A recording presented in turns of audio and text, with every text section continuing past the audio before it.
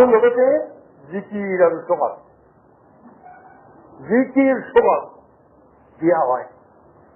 এই জিকিৰ সমাজেৰ মাধ্যমে এনেকুৱা অৱস্থা আমাৰ হব যে অৱস্থাৰ কাৰণে মোৰ অন্তৰেৰ পৰা বুড়া হাসত দূর হয়ে যাব আর ভাল হাসত অন্তরত আহি থাকিব। জিকিরের মাঝে ডুবাই দিয়া হব। জিকির কোরআনে পাকত আল্লাহ পাক পরবর্তীকারে কইছে, ইয়া আইয়ুহাল্লাযীনা আমানু যকুরুল্লাহা যিকরান কাসীরা ওয়া সাব্বিহুহু বুকরাতাও ওয়া আসীলা। আল্লাহ পাক পরবর্তীকারে কোরআনে পাকের মাঝে মোক হুকুম দিছে, হে ইমানদার হকল, তোমালোকে আল্লাহ পাক পরবর্তীকারের জিকির অত্যধিক করিব, বেশি বেশি করি আল্লাহ পাকের জিকির করিব। ইয়া আইয়ুহাল্লাযীনা আমানু যকুরুল্লাহা যিকরান কাসীরা ওয়া সাব্বিহুহু বুকরাতাও ওয়া আসীলা। অত্যধিকভাবে আমার জিকির করিব লাগে। যে খানকাত আহি থাকো, খানকাত না হো, কিন্তু আল্লাহ পাক পরবর্তীকারের জিকির মোর অত্যধিকভাবে করিব লাগে। আল্লাহ পাকের জিকিরের কারণে কোনো কয়েদ নাই। কয়েদ আল্লাহ পাক পরবর্তীকারে কয়েদ করে নাই কিয়? তার কারণ জিকির অত্যধিকভাবে করিব লাগে। নামাজ পড়িবলৈ যদি হয় উজু করিব লাগে।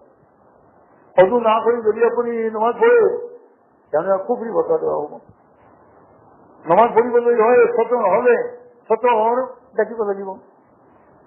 নামাজ পড়িবলৈ যদি হয় তেনেহলে আপনার নির্ধারিত সময় আছে।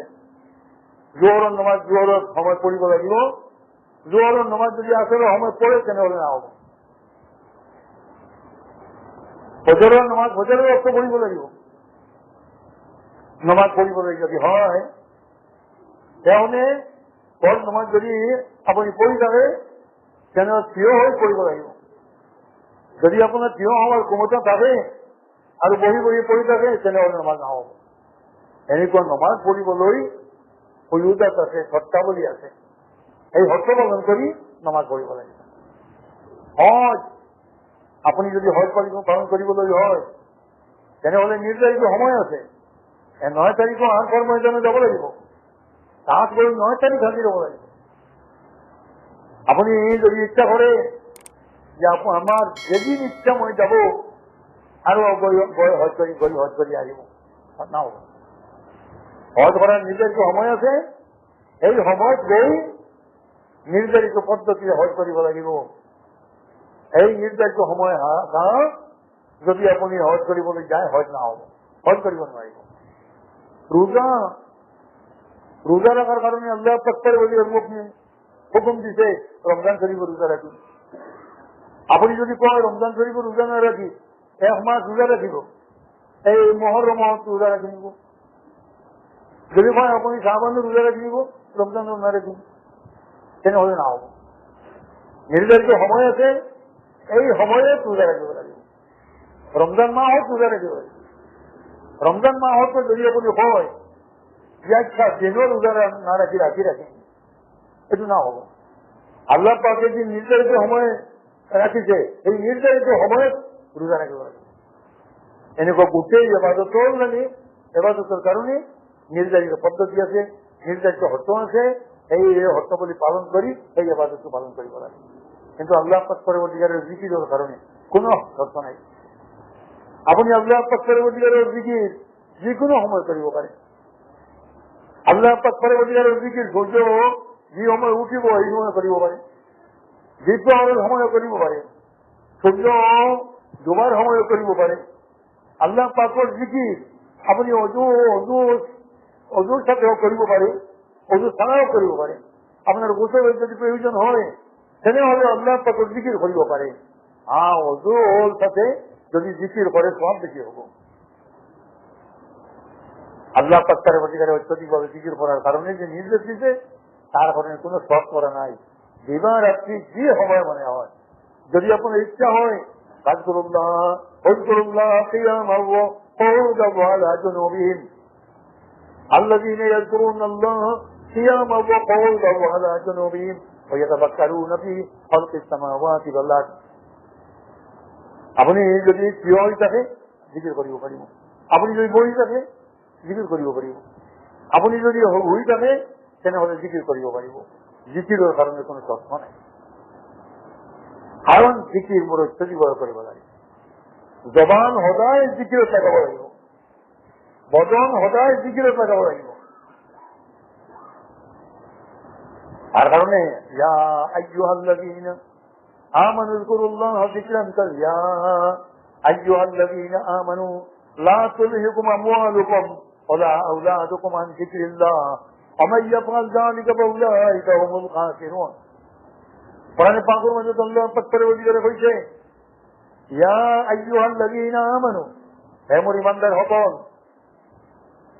লা তুলহিকুম আমওয়ালুকুম ওয়ালা আওলাদুকুম আন যিকরিল্লাহ, তোমালোকৰ মাল, তোমালোকৰ চাকুৰি, তোমালোকৰ দোকানদাৰী, তোমালোকৰ খেতি বাতি, তোমালোকৰ কোনো কৰ্ম আল্লাহ পাক পৰৱৰ্তীকাৰৰ জিকিৰৰ পৰা যাতে তোমালোকক বিৰত নাৰাখে সেইকাৰণে যাতে ৰাখিব। আল্লাহ পাক পৰৱৰ্তীকাৰৰ জিকিৰ কৰিবা সদায়। ومن يفعل ذلك فاولئك هم الخاسرون।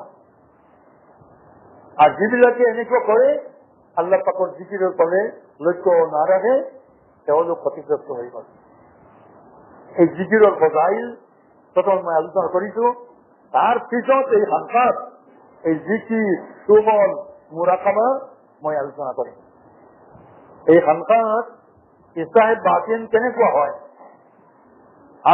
আৰু আমি কেনেকৈ চলিলে মোৰ ইছলাহে বাতিন হব, মোৰ মকামত ফল হব আৰু আল্লাহ পাকৰ মাৰিফতৰ নূৰ হাসিল হব, আৰু খানকাৰ মাধ্যমে কেনেকুৱা আমি চলিম আৰু খানকাৰ মাজত কেনেকুৱা খেলাব লাগিব, এই কথাবোৰ মই আপোনালোকৰ সন্মুখত আলোচনা কৰিম।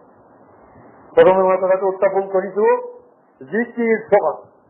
প্ৰথম কথা ৰিয়াজত লৈ মই আলোচনা কৰিছো, ৰিয়াজতে ইজমালি লৈ আলোচনা কৰিছো। তাৰপিছত দ্বিতীয় কৰ্ম হল এই খানকাৰ কৰ্ম হল জিকিৰ সবল মুৰাকাবা। এই জিকিৰ কি বস্তু এইটো মই প্ৰথমে আলোচনা কৰি। তাৰপিছত জিকিৰ কেনেকুৱা কৰিম, এই খানকাত কেনেকুৱা কৰা হয়, বয়স যদি কৰে তেনেহলে কেনেকৈ জিকিৰ কৰিব লাগে, বয়স যদি না কৰে তেনেহলে আপোনাৰ জিকিৰ সদায় কৰিব লাগে। জিকিৰৰ কাৰণে বয়স কৰা প্ৰয়োজন না হয়, বয়স কৰিলেও জিকিৰ কৰিব, বয়স না কৰিলেও জিকিৰ কৰিব।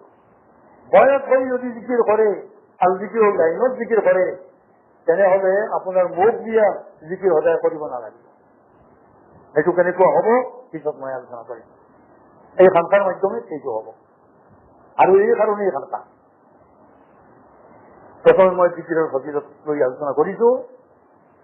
এবাৰ নবী করিম সাল্লাল্লাহু আলাইহি ওয়াসাল্লামক একজন সাহাবী সুধিলে, আই নবী মুহাম্মদ সাল্লাল্লাহু আলাইহি ওয়াসাল্লাম, কিয়ামতৰ ময়দানত কোন মানুহৰ স্তৰ গোটেই মানুহৰ ওপৰত হ'ব?